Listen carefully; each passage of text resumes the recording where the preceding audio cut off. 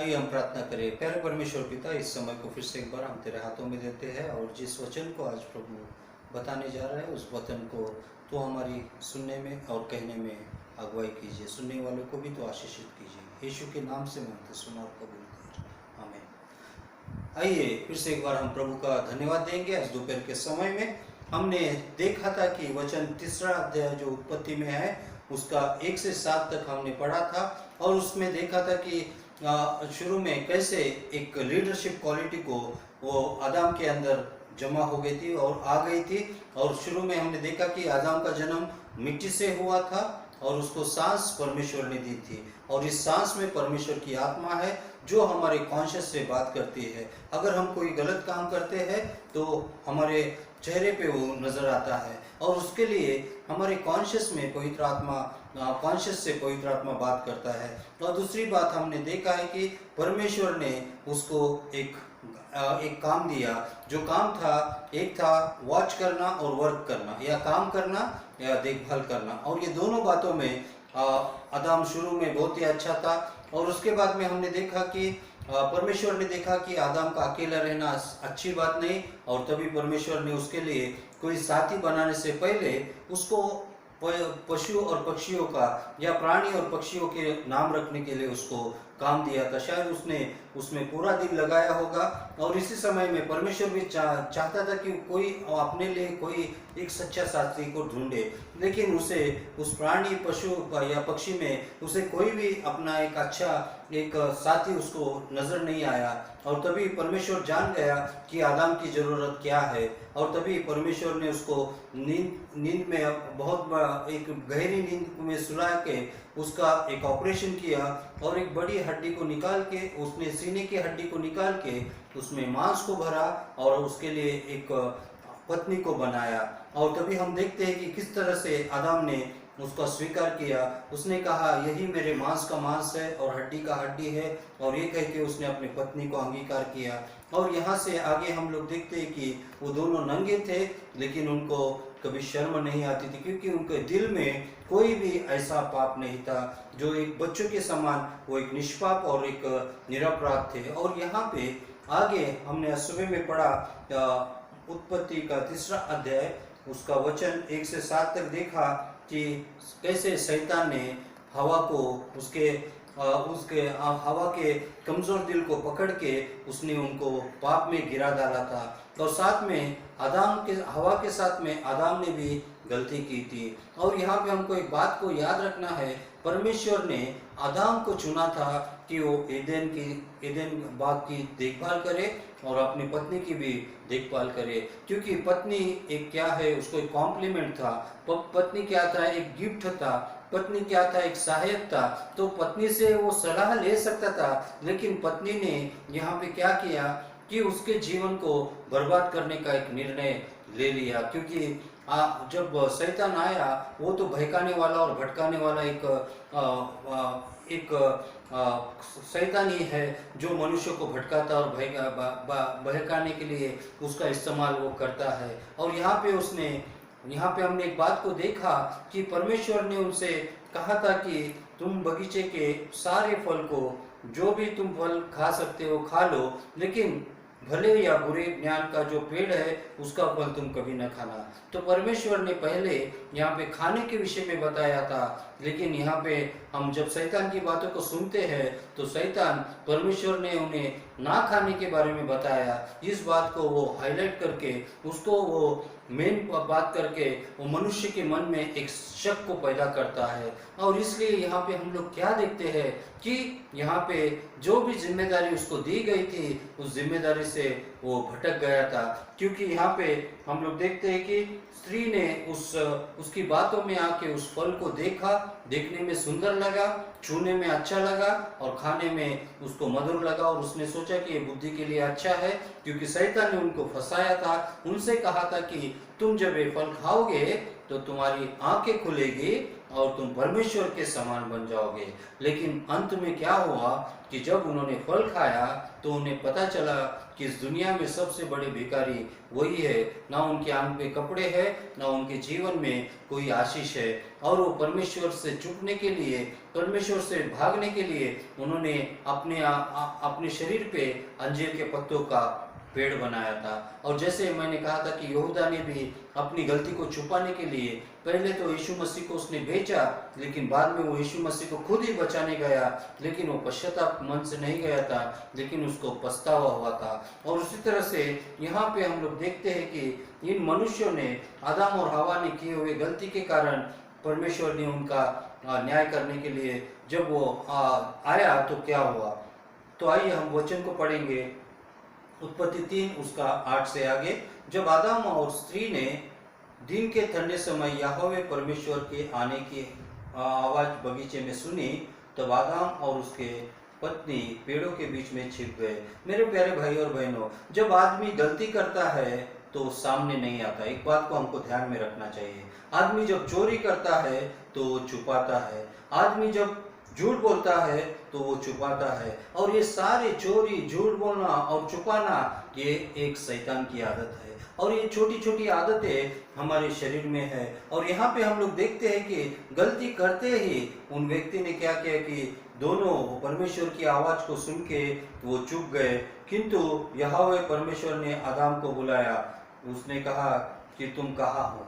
मेरे प्यारे भाई और बहनों, यहाँ पे लीडरशिप क्वालिटी में हमको एक बात को ध्यान रखना चाहिए कि एदेन बगीचे का जो जिम्मेदारी आदम को दिया गया था, इसलिए परमेश्वर ने आदम को ही बुलाया। और उसी तरह से आज मैं आपको एक गहरी बात बताना चाहता हूँ। इस घर में, हर एक घर में, जो मसीह घर में जो पिता है, जो पति है, वो घर का एक आदम है। और इसके लिए जब हमारा न्याय होगा, या परमेश्वर जब भी हमारे बच्चों के बारे में या परिवार के बारे में पूछेगा, तो सबसे पहले आदम को यानी पति और पिता को पूछेगा कि कैसे तुमने अपने बच्चों की और अपने परिवार की देखभाल की थी। और यहाँ पे हम लोग देखते हैं कि परमेश्वर ने उससे पूछा कि तू कहाँ है। इसका मतलब तू कहाँ रहना चाहिए था। तू जहाँ पे होना चाहिए था वहाँ पे तू नहीं है। आदम, तू मेरे सामने हर दिन दौड़ते दौड़ते आता था, हर दिन तू खुशी से मेरे पास भागते आता था। जैसे पिता के पास एक बेटा, बच्चा जब भागते आता है तो पिता को एक खुशी होती है। लेकिन आज परमेश्वर को आज वो नजर नहीं आ रहे। परमेश्वर सब जानता था, लेकिन उनके मन के उनके विचारों को वो समझना चाहता था। यहाँ पे परमेश्वर समझना चाहता था कि जब आदम एक लीडर है, तो लीडर होके अपने गलती को खुद आके बताता है, या परमेश्वर को उसको खोजना पड़ता है। और इसलिए परमेश्वर ने उससे सबसे पहले पूछा कि आदम तू कहाँ है। तभी आदम ने उत्तर क्या दिया, आपके आने का शब्द सुनकर हम डर गए और हम छिप गए, क्योंकि हम नंगे हैं। मेरे प्यारे भाई और बहनों, परमेश्वर से डर क्यों? क्योंकि जब हम आज्ञाकारिता भूल जाते हैं तो हमारे मन में डर की आज्ञा का आरंभ होता है। और इसके लिए अगर हम अच्छा काम करेंगे तो हमारे मुंह पे अच्छा एक्सप्रेशन आएगा। क्योंकि परमेश्वर ने जब उसके बेटे ने, जब काइन ने हबेल को मारा, तो उसको वहां पे एक सवाल किया था कि अगर तू अच्छा काम करता तो क्या तेरे चेहरे पे खुशी नहीं आती। और उसी तरह से हम लोग देखते हैं कि ये दोनों भी डर गए और उस पेड़ के पीछे छिप गए। और यहाँ पे एक बात को या एक सिद्धांत को या मैं एक डॉक्ट्रिन को बताना चाहता हूँ कि यही पेड़ जो है जिसके पीछे वे छुपे थे, इसी पेड़ के लकड़ी से, यानी वो पेड़ नहीं लेकिन पेड़ के लकड़ी से यीशु मसीह को क्रूस के ऊपर चढ़ाए थे। और उसी वही क्रूस के पीछे आज हम सब लोग आज आड़े और खड़े हो गए। और यहाँ पे हम लोग क्या देखते हैं कि परमेश्वर ने उनसे पूछा कि यहोवा ने उनसे कहा, किसने तुमसे कहा कि तुम नंगे हो? सबसे पहले परमेश्वर ने पूछा, क्योंकि परमेश्वर ने उन्हें कभी भी नहीं बताया था कि तुम नंगे हो। और यहाँ पे हम देखते कहीं ऐसा तो नहीं कि तुमने उस पेड़ का फल खा लिया जिसको खाने के लिए मैंने मना किया था। और परमेश्वर जानता था, लेकिन वो उसके मुंह से उनको बुलवाना चाहता था। और परमेश्वर ने पूछा, कहीं तुम वो फल तो नहीं खा लिया? और तभी आदम ने क्या कहा? तो आदम ने परमेश्वर से क्या कहा? आदम ने कहा, साथ में रहने के लिए जो स्त्री आपने मुझे दी थी, उसी ने मुझे इस पेड़ के फल को दिया जिसको मैंने खाया था। मेरे प्यारे भाई और बहनों, जब शुरू में इतने प्राणी पक्षियों को खोज रहा था, एक सच्चे साथी को खोज रहा था, और परमेश्वर ने जब उसको एक सच्चा साथी दिया था, लेकिन इस समय जब बारी आ गई गलती बताने की, तो उसने अपने पत्नी के ऊपर अपना हाथ को उठाया। लेकिन एक बात को वो भूल गया था, जो औरत के ऊपर वो हाथ उठा रहा था या हाथ बता रहा था या गलती बता रहा था, वो कैसे बनी थी?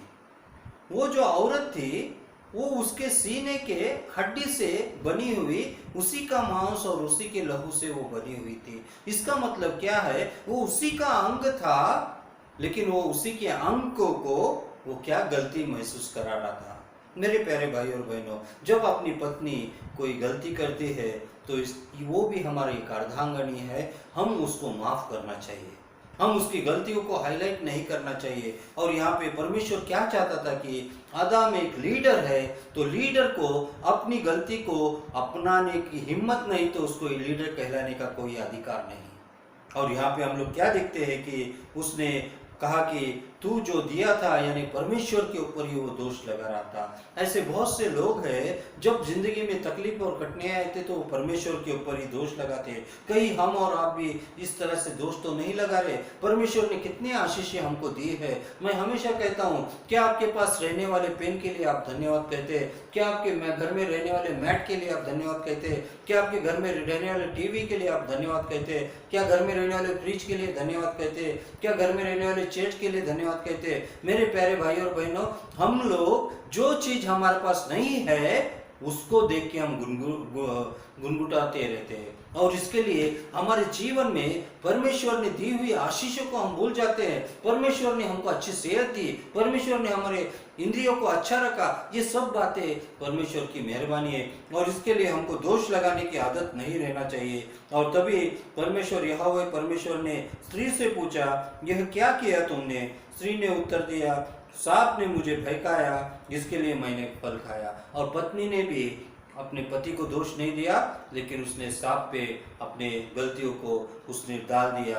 और यहाँ पे बहुत से बार मैं देखता हूँ कि मैं किसी भी बच्चों से पूछता हूँ कि क्यों ऐसे गलती करते हो, तो वो कहते हैं कि शैतान ने मुझको बहका दिया। मेरे प्यारे भाई और बहनों, परमेश्वर ने हमको परमेश्वर के स्वरूपों में और समानता में और उसके जैसा बनाया, कि हमारे अंदर एक विवेक है जो परमेश्वर से बात करता है। और इसके लिए मेरे प्यारे भाई और बहनों, हम दूसरों को दोष देने से पहले हमको ये सोचना चाहिए कि गलती मेरी है। और यहाँ पे हम लोग देखते हैं कि हवा ने भी यहाँ पे गलती को उसके ऊपर डाला, और यहोवा ने सांप से पूछा नहीं, लेकिन उसने डायरेक्ट उससे कहा, तूने ऐसा करके गलत किया। और ये गलती परमेश्वर जानता था कि इसने गलत किया, और इसलिए परमेश्वर ने उसे क्या किया कि सभी पालतू पशुओं में तथा सभी वन पशुओं से तो अधिक शापित होगा। और ये शाप क्या था कि तू पेट के बल पर चलेगा और जीवन भर मिट्टी चाटता रहेगा। और हम लोग आज देखते हैं कि सांप के पैर नहीं, लेकिन वो अपने पेट के बल पे चलता है। और सांप के बारे में हम जब सोचते हैं, तो यीशु मसीह ने भी यूहन्ना 3:14 में कहा है कि जब मूसा जंगल में था तो उस सांप को उसने ऊंचे पे उठाया था, और उसी तरह से परमेश्वर के पुत्र को भी वहां पे ऊंचे में उठाया जाएगा। मेरे प्यारे भाई और बहनों, ये सांप जो है एक पाप का एक चिन्ह है। और जब ये सांप मूसा के समय में उन लोगों को काट काट के उनकी जान जा रही थी, तभी परमेश्वर ने उनसे कहा कि जो उसके ऊपर विश्वास से देखेगा वो बच जाएगा। इसका मतलब सांप परमेश्वर नहीं, लेकिन परमेश्वर क्या कहना चाहता था कि उस सांप की वजह से तुम डसे गए हो। इस सांप की वजह से, जो ईदन के बाग में उस सांप था, उस सांप की वजह से ये पाप तुम्हारे जीवन में आया। और इस सांप के पाप से बचने के लिए यीशु मसीह का क्रूस वहां पे है। और इसके लिए हम लोग देखते हैं कि उस सांप को भी उसने शाप दिया। और उसी तरह से स्त्री को भी उसने कहा, मैं तेरे तथा तेरे स्त्री के बीच में, तेरी संतान तथा स्त्री के संतान के बीच में बैर उत्पन्न करूंगा, वो तेरे सिर को कुचलेगा तथा तू उसकी एड़ी को काट डसेगा। मेरे प्यारे भाई और बहनों, ये यीशु मसीह के क्रूस के ऊपर के बारे में यहाँ पे एक भविष्यवाणी है। जो स्त्री का पुत्र यानी मरियम का बेटा यीशु मसीह जो क्रूस पे उसके पैरों में कीले ठोके गए थे, उसके हाथों में कीले ठोके गए थे, ये है जो सांप ने उसको डसने का यानी पाप की वजह से उसको वहाँ पे उसको गाड़ा गया, उसको क्रॉस के ऊपर मारा गया था। और इसके लिए हम लोग देखते हैं कि ये भविष्यवाणी यीशु मसीह के जीवन में पूरी हुई। और ये स्त्री से परमेश्वर ने कहा, मैं तुम्हारी गर्भावस्था के दर्द को बहुत बढ़ाऊंगा, तुम दर्द के साथ संतान को जन्म दोगी, यह होने पर भी तुम्हारी इच्छा तुम्हारे पति की ओर होगी और पति तुम पर अधिकार करेगा। तो यहाँ पे हम लोग क्या देखते हैं कि परमेश्वर ने उससे पहले गर्भधारणा की कोई भी बातें नहीं थी, क्योंकि एक स्त्री को परमेश्वर ने पुरुष से उत्पन्न किया था, एक स्त्री को परमेश्वर ने पुरुष से उत्पन्न किया था। और यहाँ पे हम देखते हैं कि पुरुष से स्त्री का जन्म हुआ था। और यहाँ पे अभी परमेश्वर कह रहा है कि एक स्त्री से एक पुरुष का जन्म होगा। यहाँ पे हम लोग देखते हैं कि नए नियम, पुराने नियम में एक पुरुष से एक स्त्री का जन्म हुआ, लेकिन वही नए नियम में हम लोग देखते हैं कि मरियम से परमेश्वर के पुत्र का जन्म हुआ। यहाँ पे इसके लिए हम लोग देखते हैं कि यहाँ पे पुरुष प्रधान लोग थे और यहाँ पे स्त्री को प्यार करने वाले। और यीशु मसीह ने भी उनके सुवार्ता में भी, उनके सुसमाचार में भी कई बार स्त्रियों को उन्होंने ऊपर उठाया, क्योंकि स्त्री की भी एक मान्यता है। परमेश्वर का बाइबल दोनों को भी सही समान उनको एक रिस्पेक्ट देता है। और यहाँ पे हम लोग देखते हैं कि परमेश्वर ने उस स्त्री को वहाँ से गर्भावस्था की तकलीफ दी। और फिर आखिरी में आदम से परमेश्वर ने कहा, तुमने अपने पत्नी की बात सुनकर उस पेड़ का फल खाया जिसे खाने के लिए मैंने तुम्हें मना किया था। और जो परमेश्वर की आज्ञा थी उसको उन्होंने नहीं सुना। और इसके लिए आदम जो मेन लीडर था, आदम जो मेन व्यक्ति था, जो इन सारे पापों से बच सकता था और बचा सकता था, लेकिन वो भी सांप के बारे में उसकी पत्नी फंस गई और पत्नी के बारे में पति फंस गया और तीनों को भी शाप मिल गया। और यहाँ पे परमेश्वर उससे क्या कहा, जिसे तू खाने के लिए मैंने मना किया था, इस कारण यह पृथ्वी जिस पर तुम रहते हो श्रापित हो गई। तुम जीवन भर कड़ी मेहनत करके जीवन चलाओगे, तुम खेती करोगे लेकिन उसमें कांटे और जंगली पेड़ उगेंगे और तुम खेतों की उपज खाओगे, तुम अपने पसीने की रोटी खाया करोगे, अंततः मिट्टी में मिल जाओगे क्योंकि तुम मिट्टी से बने हो। मेरे प्यारे भाई और बहनों, आदम को परमेश्वर ने कहा कि तू मिट्टी से बना है और मिट्टी में चला जाएगा और तू जीवन भर तू मेहनत करेगा और तकलीफ उठा के तू खाएगा और कांटे और जंगली पेड़ उगेंगे। और मेरे प्यारे भाई और बहनों, आदम हवा के पहले यानी जब वो सृष्टि किया था तो वहाँ पे कांटे नहीं थे, वहाँ पे ऐसे जो भी पेड़ जो थे वो मनुष्य को चुभने वाले पेड़ नहीं थे। लेकिन जब उन्होंने पाप किया उसी दिन से ये कांटों का पेड़ का जन्म हुआ। और इसके लिए हमारे जीवन में भी जब हम पाप करते हैं तो यीशु मसीह ने भी उस कहानी को बताया कि कुछ बीज कांटों में गिरे थे, वो पेड़ तो बढ़ रहे थे लेकिन उनको बढ़ने के लिए मौका नहीं मिला। और ये कांटे जो है पाप का एक कारण है और इसी कांटों को यीशु मसीह के सर पे डाला गया था, क्योंकि सर से हम लोग पाप करते हैं मेरे प्यारे भाई और बहनों। और उससे कहा गया कि पसीने की रोटी खाया करेंगे। और आदम ने अपने हवा पत्नी को हवा नाम दिया क्योंकि वो सबसे पहले माता थी। और यहाँ पे हम लोग देखेंगे, अभी इस वचन को यहाँ पे हम लोग खत्म करेंगे कि कैसे एक लीडरशिप क्वालिटी में आदम फेल हो गया था। और यहाँ पे एक बात को मैं आपको बताना चाहता हूँ कि सांप को परमेश्वर ने जो शाप दिया, हवा को जो शाप दिया और आदम को जो शाप दिया, वो तीनों भी शाप एक ही चीज पे आके अटक जाती है। वो तीनों भी शाप शरीर के एक ही भाग पे आके अटक जाती है, क्योंकि उन्होंने खाने के लिए किया था और इसके लिए सांप से कहा तू जीवन भर पेट पे चलेगा। और उसी तरह से हवा से कहा कि तू गर्भावस्था होगी, यानी तू पेट से आएगी। तो ये भी शाप एक पाप पेट से आया। और आदम से परमेश्वर ने कहा कि तू अपना पेट भरने के लिए रोटी खाएगा।